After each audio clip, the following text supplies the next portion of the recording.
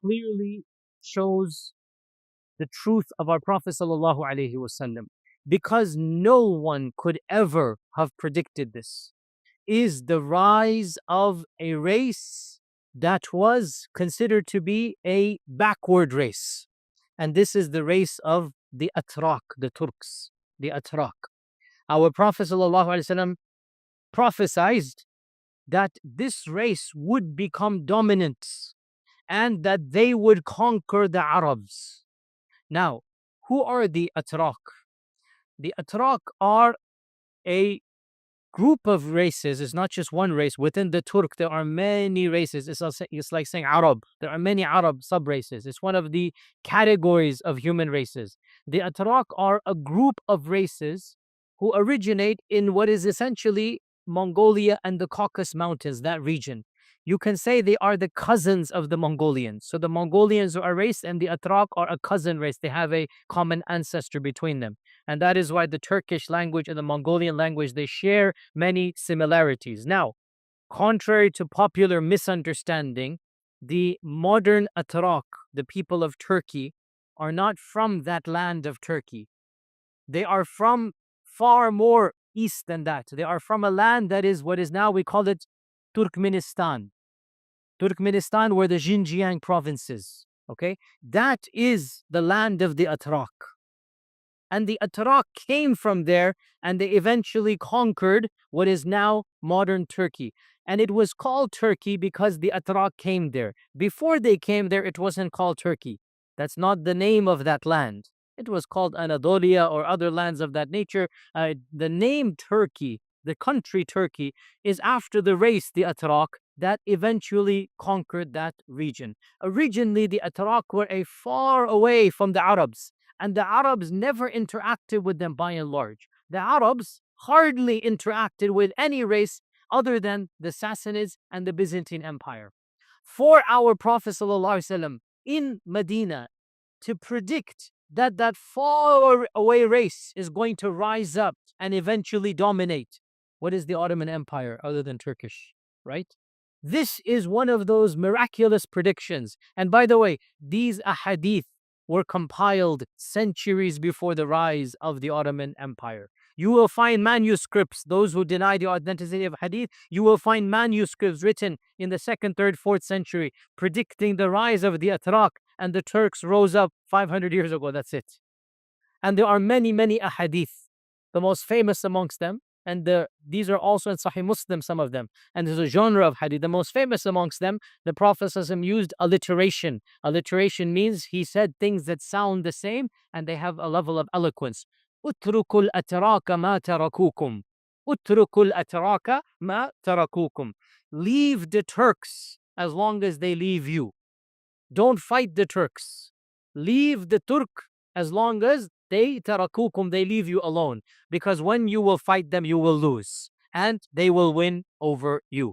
And that is exactly what happened. Now, some have said this could also be a prediction of the Mongol Empire, because the Mongolian race and the Turk are really kind of one race, as we said. They go back to the same heritage and even their language. And so 1,000 years ago, it would not be incorrect to call the Mongols, the Genghis Khan, it would not be incorrect to call him a Turk, even though in modern times they're two separate ethnicities, the Mongolian and the Turkic races. However, others have said the prediction of Turk here is the Muslim Turks eventually, right? So eventually, this group of people, they came, amongst them were the Seljuks. So within the Turkish race, there were many famous dynasties. The most famous of the earliest dynasties was the Seljuk dynasty, Alparslan. Alparslan was the one who came to power, and he was the first of the Turkish people to basically get a base in the lands of Islam, and they converted to Islam. And of course, his main vizier was Nizam al-Mulk, the famous Nizam al-Mulk. So that was Alparslan. The Seljuk Empire is not the same as the Ottoman Empire. They are both Turkic, but the two of them biologically are different. So the first Turkish empire was the Seljuk Empire. They were magnificent. They came, they conquered, and then they fizzled out. And then another group came, the Osmanlis. We call them the Ottomans, right?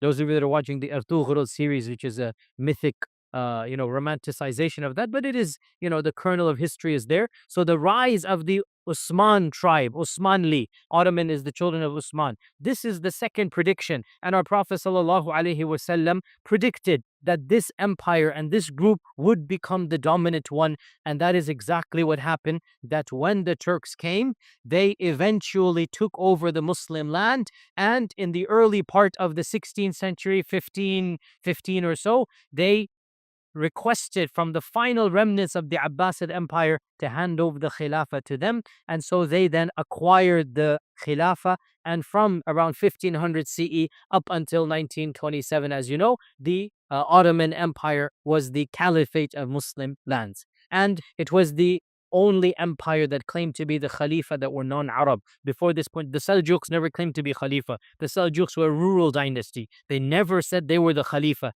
The Seljuks were in power when the Abbasids were the Khalifa. And they were a powerful dynasty, but they never said they were the Khalifa.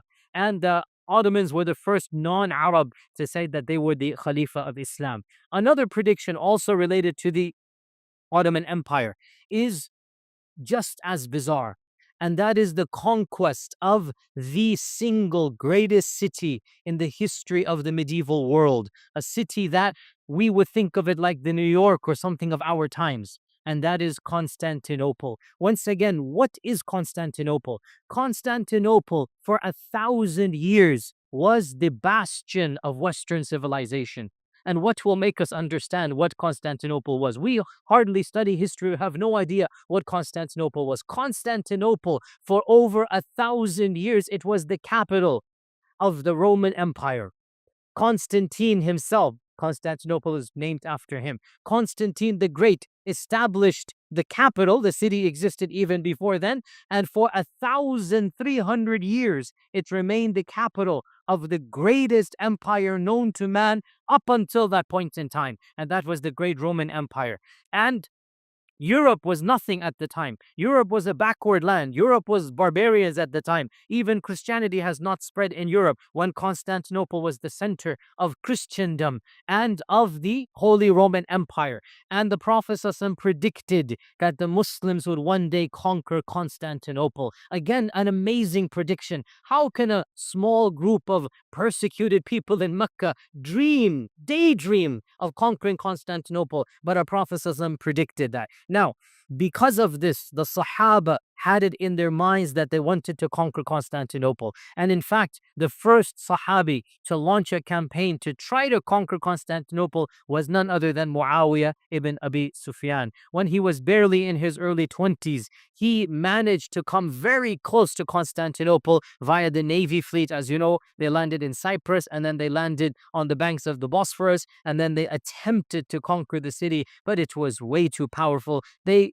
laid siege, but they could not. It was simply too powerful for them. And that is why the famous companion Abu Ayyub al-Ansari, he died outside of the walls of Constantinople. The famous companion, the one whom the Prophet ﷺ, he lived at in his house when he entered Medina. Can you imagine the same companion whom the Prophet ﷺ lived at his house for 6 months, how Allah Azza wa Jal blessed the ummah, how quickly did the persecuted rise up and become almost the conquerors of the world. That same companion, older on in life, he was of that batch who attacked Constantinople, and he passed away a shaheed. He died outside the city, and he was buried in an anonymous graveyard until it was miraculously discovered when Sulaiman al-Fatih opened it. The fact of the matter, you want my academic opinion, this is not the actual grave of Abu Ayyub al-Ansari, the one that they claim to be. It is simply, anyway, that's besides the point. I don't sugarcoat the reality. This is just something that the Ottomans did to shore up PR, to make people like feel that they have something. But in reality, nobody knows where Abu Ayyub is buried. Who's going to have marked the grave?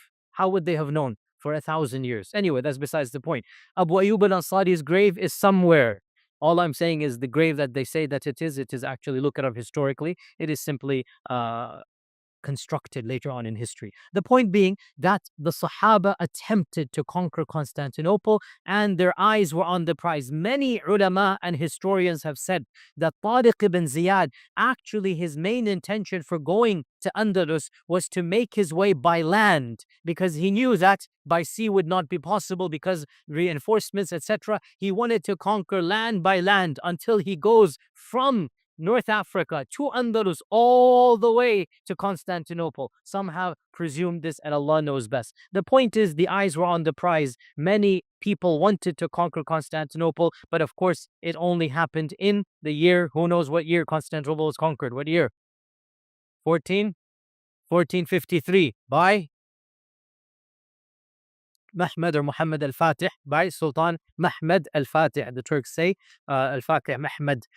And the conquest of Constantinople changed the course of human history. It marked the end of one era and the beginning of another. Literally, one of, if you wanted to list the 10 most famous incidents in all of human history, the conquest of Constantinople is in the top 5. It's that big of a deal that the Muslims finally conquered Constantinople, and this was predicted by our Prophet ﷺ. Hadith is a Sahih Muslim that a Sahabi asked Abdullah ibn Amr ibn al-As, one of the Tabi'un, asked him that which one will we conquer first, Constantinople or Rome? They had heard of Rome. Rome was there, but Rome was not to the power and the level of Constantinople. It was far number 2. And so he said, bring me my book. So they opened up his book, because Abdullah ibn Amr ibn al-As, he would write a hadith of the Prophet ﷺ, and his eyes were failing. He looked it up and he wanted to refresh his memory, and he said, no, the Prophet ﷺ predicted that we would conquer Constantinople before Rome. And subhanAllah, Constantinople 1453. And in all likelihood, the other lands that are mentioned will be done during the time of the Mahdi, and Allah Azza wa Jal knows best.